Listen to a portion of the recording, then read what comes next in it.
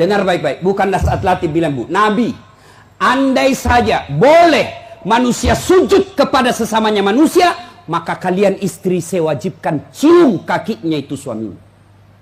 Kenapa? Karena ibu harus tahu.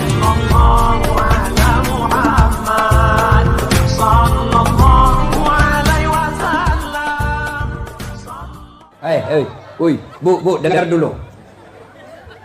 Kenapa Nabi bilang begini? Andai saja boleh manusia sujud kepada sesamanya manusia, maka istri saya wajibkan sujud depan suaminya. Dengar baik-baik, bukan Nas'at Latif bilang, Bu. Nabi, andai saja boleh manusia sujud kepada sesamanya manusia, maka kalian istri saya wajibkan cium kakinya itu suaminya. Kenapa? Karena ibu harus tahu, dosa ibu kami para suami yang tanggung. Beda kami laki-laki dengan ibu. Ibu bikin dosa, ibu tidak puasa, ibu tidak sholat, meskipun suaminya ulama, suaminya penceramah, suaminya Senin Kamis puasanya, tahajud tiap malam, suaminya hafal Quran, tapi istrinya tidak baik agamanya. Kata Allah, ku ampusakum wa akhlikum narani. Kau suami, pimpin itu istrimu masuk neraka. Beda ibu-ibu, ditanggung oleh kami laki-laki. Suaminya tukang judi, suaminya pengedar narkoba, suaminya peselingkuh, suaminya pemakan haram, tapi istrinya istrinya baik, rajin sholat, taat sama suaminya, perintah suaminya diikuti. Meskipun suaminya bajingan, tidak ada urusan. Suami masuk neraka. Nabi jelaskan kepada ibu, Bu, lihat ini, kata Nabi kalau bahasa kita, Bu, lihat ini 7 pintu surga, tadkhulul jannati bisalam. Silahkan ibu pilih mana pintu surga yang ibu mau masuki. Itu enaknya jadi perempuan, ditanggung dosanya sama laki-laki. Beda kami laki-laki, ibu tidak tanggung dosa kami. Maka ibu-ibu, yang pertama tujuan suami itu bukan cari nafkah. Ibu yang perlu cari dari suami bukan mendidik yang utama, tapi yang utama adalah cari ridhanya suami. Jangankan ibu keluar rumah, Senin Kamis saja diharamkan oleh Allah apabila tanpa izin suami. Saya ulang, jangankan keluar rumah, Senin Kamis ibu puasa sunnah tanpa izin suami, haram puasa itu, Bu. Contoh, pengantin baru, suaminya cuti 3 hari, istrinya langsung, Bang, saya puasa Senin Kamis ya. Kata suaminya, saya sengaja cuti ini karena saya mau dapat jatah siang-siang. Tidak boleh ibu puasa tanpa izin, ya. Jelas? Jelas ibu? Jelas? Dengar lagi. Ada orang bertetangga, marah ini tetangga, lapor sama Nabi. Apa pasalnya? Sakit ini ibu tetangganya, dia datang panggil anaknya, seorang perempuan. Bu, ibu mamanya lagi sakit, datang pergi lihat ki. Apa kata ini ibu anaknya? Mohon maaf, suamiku pergi tugas, saya dilarang keluar rumah sebelum suami saya pulang. Sakaratil maut ini ibunya, datanglah ibu, sudah sakaratil maut ibumu, kau datanglah besuk dia. Saya minta maaf, saya mau sekali tapi suami saya belum pulang. Akhirnya meninggal, mau dimakamkan, datang lagi. Bu, sudah meninggal ibumu, kau datang yang terakhir kalinya. Mohon maaf, saya cukup berdoa. Kenapa? Suami saya belum pulang, saya tidak berani tinggalkan rumah. Marah yang manggil-manggil, dia pergi lapor sama Nabi. Ya Rasulullah, tetanggaku keterlaluan. Dari sakit, sakaratil maut sampai meninggal, tidak datang lihat ibunya. Saya 3 kali datang memanggilnya. Kenapa kata Nabi? Dia dipesan sama suaminya, jangan keluar rumah sebelum pulang. Mendengar ini, apa Nabi marah? Subhanallah, Nabi justru menjelaskan, alhamdulillah diampuni seluruh dosa ibu yang meninggal karena punya anak yang taat sama perintah suaminya.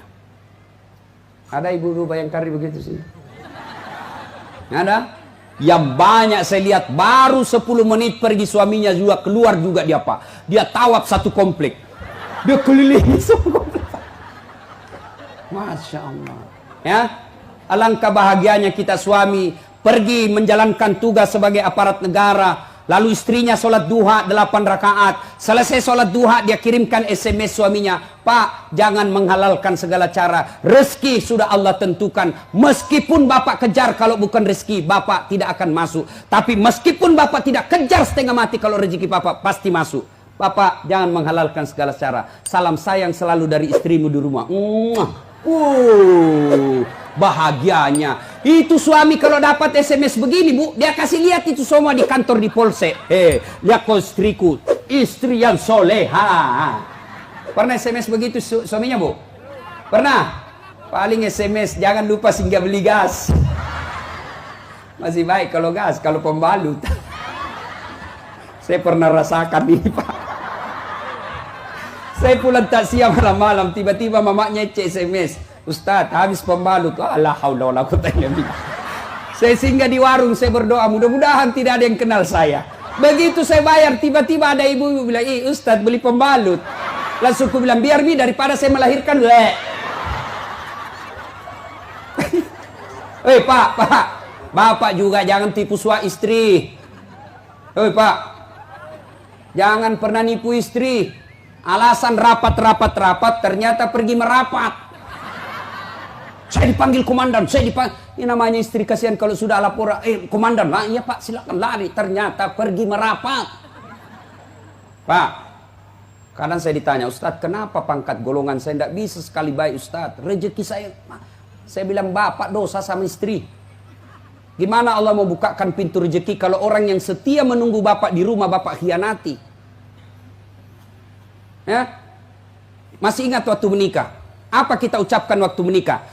Bapaknya bilang begini yang perempuan, saya nikahkan engkau dengan anak gadisku ini dengan mahar tunai karena Allah. Siapa yang kita jadikan mahar? Siapa yang kita jadikan jaminan? Tunai karena Allah. Kita ambil anak gadisnya orang, dihalalkan anak gadisnya orang atas nama Allah. Allah yang kita jadikan jaminan. Kapolres saja Bapak jadi jaminan. Kalau Bapak salah gunakan, dipindah Bapak, Pak. Kalau perlu dipecat. Saya atas nama Kapolres ini diminta untuk, padahal itu bohong. Marah Kapolres, Pak. Apalagi Allah. Maka Bapak kalau sengsara hidupnya, susah rezekinya, koreksi. Mungkin Bapak terlalu banyak mengkhianati istri. Gimana Allah mau bukakan pintu rezeki? Kalau istri suka marah-marah, Bapak, kalau istri suka marah-marah, rumusnya diam. Jangan, kalau istri marah, minta penjelasan, lebih diam. Kalau perlu makan obat tidur. Karena itu perempuan kalau dia sudah marah, dijelaskan, tidak jalan otaknya, Pak. Apalagi kalau dia bilang, pokoknya, sudah diam saja, Pak. Dijelaskan tidak masuk akal. Sudah dijelaskan tidak ungkit lagi yang 10 tahun yang lalu. Kenapa dulu? ini semua ini. Sudah lewat 7 tahun masih tidak ungkit-ungkit lagi. Pada dia bilang sudah berhenti mak. Bertengkar itu dulu. Maka lebih Bapak minum obat tidur.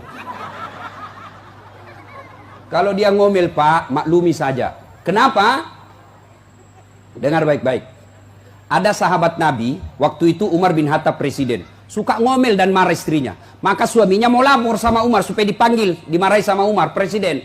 Begitu dia mau lapor sama Umar, dekat dari rumah Umar, dilihatnya Umar juga dimarahi sama istrinya. Pulang dia bilang, presiden aja dimarah, pulang dia. Besok ketemu sama Umar, ya Amirul Mukminin, saya lihat Anda kemarin marah-marah sama istri, diam-diam saja, senyum. Dengar bapak-bapak, dengar para lelaki. Apa jawaban Umar? Begitulah cara saya berterima kasih kepada istriku yang telah hamil, melahirkan, dan menyusui anak saya. Jangan lupa subscribe, like, and share.